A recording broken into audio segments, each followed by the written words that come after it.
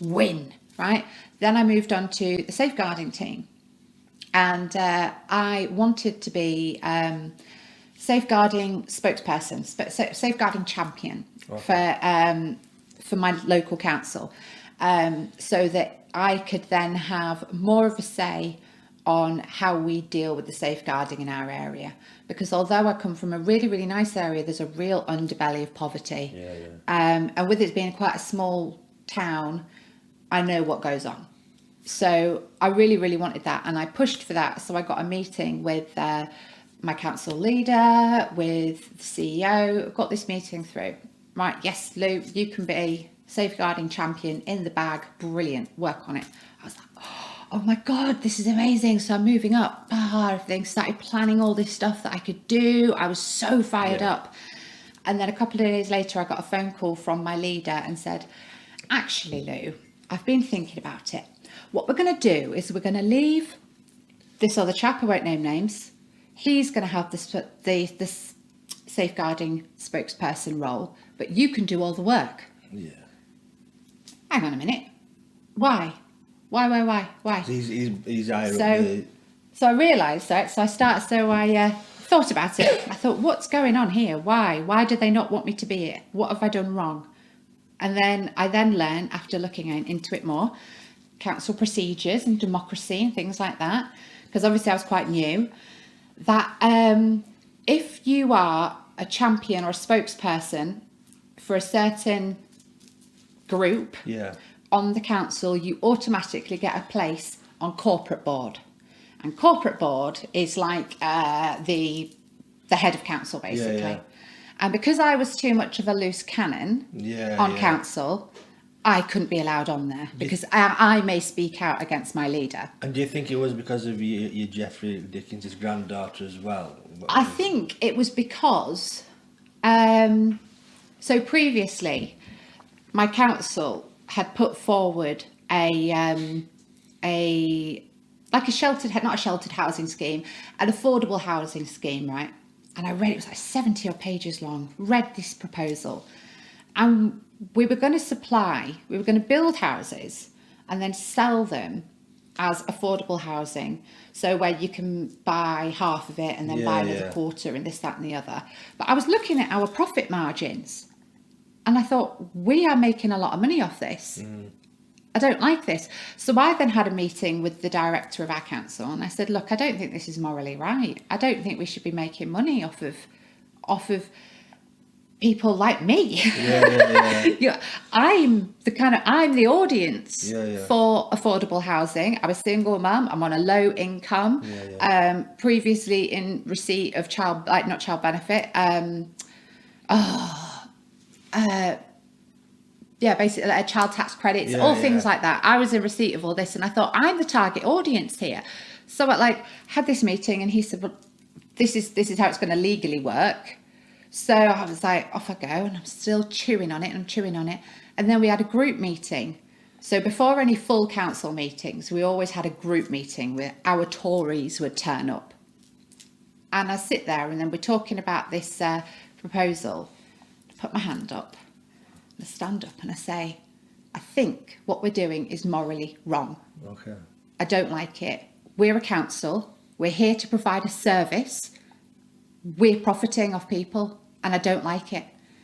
And I got told that I couldn't vote against my own council. I couldn't vote against my party, because we were the group in charge. I couldn't vote against them. I had to abstain. So I was like, okay. So I go home. The next morning, I get a phone call from my local office, and I get really, really told off for starting a revolution against my leader. And I said, but I haven't. I've just expressed my concerns. I don't like what we're doing. I don't agree with it. And I said again, we're here to provide a service. We're not a business. That's the thing, is we aren't a business. And their justification was the money that we made was going to go back into more housing. And I said, and I don't know. It just, the way it was proposed, it didn't sit right with me. I didn't like it. I just really, really didn't like it. And I just felt there was something not right about it. And because I expressed that, I was then obviously a loose cannon. So that had happened previously to my safeguarding thing. So because I'd gone against my leadership with that, if I was allowed on corporate board and I didn't agree with something else, they may lose votes and they may lose proposals that they're putting forward if I decide to vote against, because I'm not a guaranteed yes woman. Because I'm sorry, but I will not vote for something because I'm told to.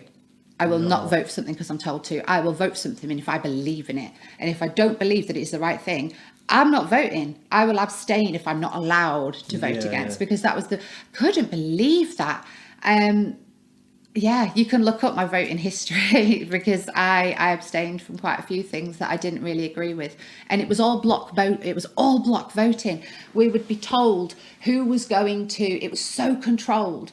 And this was on such a low level. This was the district council, and it was so controlled and bullied.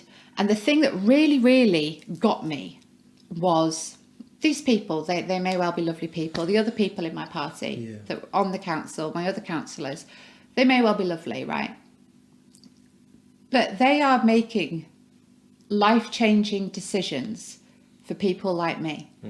And all these people turned up to these meetings in their beautiful clothes and their beautiful posh voices, and they've come from their wonderful country estates, and they are terribly, terribly rich, right? Not a clue. They don't know what it's like to scrape together £10 to put fuel in your car in flipping 20 pences so you can get your kids to school. They can't relate to the people that we represent. So what the hell are they doing? And it infuriated me. It infuriated me. And these people would sit there and they would vote through anything they were told to. They were all yes men. And I think there was 2 people in my party that actually understood real life, but they wouldn't vote against the leader. They wouldn't go against the leadership. Because they wanted to keep their positions and just... and keep collecting their money. Of course. Their allowance, their expenses. And it infuriated me, Jimmy. So I stopped going to meetings. I thought, what is the point of this? What am I representing? I'm not representing the people that voted for me. I'm representing my leadership that's telling me what to do. And you wasn't, you couldn't really change anything from that perspective because it was all like a control framework of... There was nothing I could have done. And I thought, like I said, when I got elected, I was like, this is brilliant. Oh my God, I'm in a prime position. I can start working towards helping people. I can implement things. And I was so excited. And they literally bullied it out of me to the point where I thought, what's the point? What is the point? There's nothing I can do here. So I stood down and I learned I can do so much more by myself. I don't need a flipping title in front of my name. Off the lead with no restraints kind of thing. Go rogue.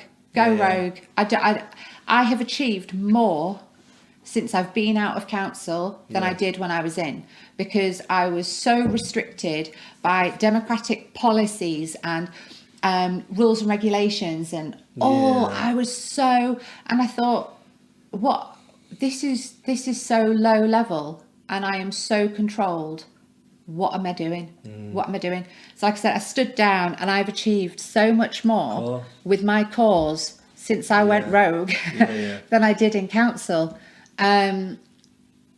So after that, it kind of snowballed from there, because when I was in council, I dated a high profile person and it was linked on Twitter as to who I was, and it ended up all over the press. What happened was I got contacted by a lot of people that knew my granddad, and had gone to my granddad before, like when my granddad was still alive, for help. And then they discovered me online, and then they got in touch with me. So I'm still working on a couple of my granddad's old cases back from the 80s, which is amazing, because these people my granddad tried to help all that time ago, and these poor families still haven't had justice. So it's kind of like chance, I mean, like of, because you got linked to someone and your name came up, and then people just contacted you directly about Yeah. SRA and abuse kind of thing. So Yeah. And then it's just kind of snowballed. So I started doing a lot a few years ago. And I was kind of at home tinkering about, doing my own things. And then I rattled one too many cages. And I live by myself. I'm a single mum. I've got two amazing girls. They are amazing. Yeah, I am blessed with them. And they were still quite young at the time. And then I rattled, like I said, one too many cages. And then I started getting threats. really, yeah. Yeah. And yeah, my mum, being my mum, freaked. And she was like, stop, don't do any more. And so I put it off for a little while because I thought, yeah, how much can I achieve? Swings around about, how much am I going to achieve? Is it worth me putting my family in a dangerous position and a vulnerable position? And when you've got these two beautiful little faces looking up at you, I kind of had to think, no, I'm probably not in the best place right now to be doing this. So that was a few years ago. What kind of threats were they? Is it like some mysterious voice on the end of a phone saying like, just stop what you're doing, you know what's good for you kind of thing? No, it wasn't that dramatic. No, that would have been quite cool though, wouldn't it? No, it was letters, emails, and like direct messages and stuff. Right, yeah. I remember I read a book a few years ago. It was a guy called Charles Walker, and it was called Clapham: The Demonic Connection. Oh, right. And he was getting all he investigated in Clapham woods and saw all this satanic artwork there, and and then somebody knocked him off his bike, and he was getting all them phone calls, saying like, just stop what you're doing. All that. So it can be quite early what you're doing. So how did you end up pairing up with John and John Wedger in the foundation? Yeah. So after that, I went quiet again, and kind of went back to just teetering away at home, doing my own bits of research, but very, very quietly.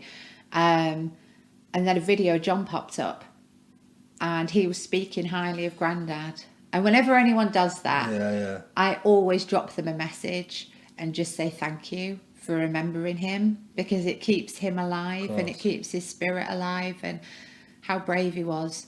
And he died in 95, and people still remember him. People still talk about his bravery. So it really, really touches me whenever anyone does that. Yeah. So John was talking about Grandad, and so I just dropped him a message and just said, thank you, just from me to you. Thank you for remembering him. And then John, being John, on the phone, all right, Lou. So we had a natter and stuff, and then we stayed in touch on the phone. And then we did a few bits together.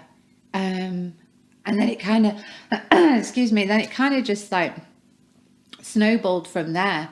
And then we just, then he brought me on board to be management for the North. So he covers the South, I cover the North. And it's just kind of organically grown now to a point where we're running seriously good work. But I'm at a point in my life now as well where I've got really good protection at home. My girls are very, very safe.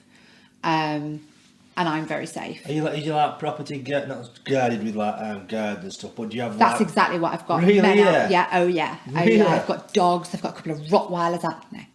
I could do that. I've stopped kids playing football with a gun tower. Yeah. Oh, I need to get that built on top of my house. But so what was it? Just like does the Wedger Foundation have their own people that you like? Well, I've moved my dad in. Gotta be that. I've moved my dad in, Jeffrey's son. So and he's like my granddad. He's tough as anything. Anyone tries to get to my girls, they've got to get through my dad first, and I wouldn't put anyone in that position. Did your dad never want to carry on the work of, or was he busy with his own life and raising a family and carrying on your granddad's work of? He was busy. I wouldn't say he was raising a family. He was raising his horses. Okay. My mum held the family fort.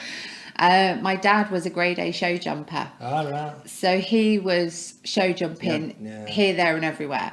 So my childhood was being dragged around huge competitions while my dad rode 20 horses. Yeah, he'd be paid to ride horses. Yeah, yeah. So people with loads of money Yeah. want to own big fancy horses that they can't ride. Right. So they pay someone who can ride to do it. So they used to pay my dad, right. which is really, really cool. So he used to have horses here, there and everywhere. Right. So that got me and my sister into horses. And then and he'd produce at home as well, and he's like the king of horses. He's worked in every sphere. He knows there's nothing my dad don't know, which is brilliant. Like when I was younger, I never met a vet. Didn't really know what a vet was when I was younger because my dad did everything. Really, yeah. Yeah, he just did absolutely everything, which was so cool. So he was off saving the equine world. My granddad was off saving the children, and my mum was at home working a full-time job and raising us. Yeah. So, it was pretty cool. It was a really, really cool childhood. Absolutely. Yeah. We have a couple of questions here. All right, shoot.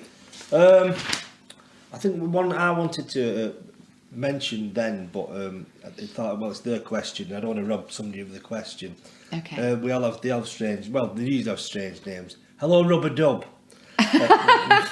What's the worst case of high-profile satanic child sex abuse you've encountered, and do you think it can ever be eradicated from politics and royalty? Oh, yikes! Deep one. That is, isn't it? We could have started on what's your favourite colour. I know. Do you like mince pies? No, I'm vegan. Or is it really? Like that? Even the Christmas ones, is that like meat? No, they're not meat. They're currants and stuff. I'm not with it, me. I'm very simple. You know what I mean? So, I bet it's peaceful though in your mind. It's a diet, but it's just you don't want to know. It's like a merry-go-round in insanity. So, question: worst case satanic sex abuse with high profile. Obviously, I can't name the high-profile people, but I've come across some horrific things. Yeah. Some really, really horrific things. There was a boy that was abducted. He was abducted, and for 12 hours, and his story broke my heart. Yeah. And that was 3 high-profile people. I hate calling them VIPs because they're not very important. No, they're horrific. They don't even deserve the label of VIP. No. I can't stand that. And that was horrific. His story just broke my heart. Yeah. And even though it was a 12-hour section in his life and he was dumped afterwards, but the abuse that he suffered in that time has damaged his entire life. It's not the same fellow who John mentioned and who picked up in a Rolls Royce? No, is that a different kind of occasion? Yeah. But how does it sit? Do you know, seeing that, being witness to all this and hearing all these stories, how does that affect you? Has that affected your own life? Or do you have to learn like to switch it off, or can you not switch off thinking about stuff like that? Yeah, a lot of people ask me this. How the hell do you deal with real life and normal life? Yeah. How do you deal with somebody moaning about the length of the queue? When like people go, oh, for God's sake, my life's so hard, I have to queue for 20 minutes in Tesco's. Yeah. That infuriates me because I think, sweetheart, you don't know what a hard life is. And that does really, really annoy me because I think, people go, God, first world problems. Yeah. Dealing with it, I'm really lucky. I've got amazing friends. Yeah. So when you hear stuff like this, I prefer to talk about it. I prefer to talk to my friends about it. I've got a really, really tight group around me. Okay. So I can talk to them and say, this is just below my brains. How the hell do you comprehend it? So I'm very lucky that I can talk about it with people that I trust. Like, obviously, I never reveal names, I never reveal places, things like that. But I can say, oh my gosh, this is heartbreaking. Yeah. And my mum is amazing. I'm really, really lucky. And that I took my mum up to Scotland last week. We had a demo up there and we had a remembrance service for some children that passed away in a children's home, and I took my mum with me. And I felt guilty, and I said that to my friends up there, to like the gang up there. I said, I feel a bit mean bringing my mum, but because they don't have amazing parents. They don't have a great support network around them. And I said to them, I said, I feel really bad bringing my, it's like, oh, I've got my mum, isn't she amazing? And I did, I said, I'm really, really sorry. And they said, don't apologize. You're so blessed. You're so blessed. And I think my mum's got so much to give that her being around them probably does them good, because she's so sweet and kind and intelligent. She's lovely. But I am conscious. And like they said, don't feel guilt. Don't feel guilt for being blessed to have a lovely mum. Because I do. I think, oh my gosh, I shouldn't parade my mum around. But I don't. I take her because I love her, and I want her to be involved, and I want her to cheer me on. And everyone loves their mum. Do you know what I mean? It's good as it's saying, your mum's your best friend, isn't she? Exactly. My mum is. She does my head in sometimes because she's an old fuddy-duddy that drives at 10 mile an hour. But, that's me, that. I've got a Jaguar V6, but I'm very tight, so I kind of drive at 30 mile an hour to save fuel. Otherwise, it's forget about it kind of thing. But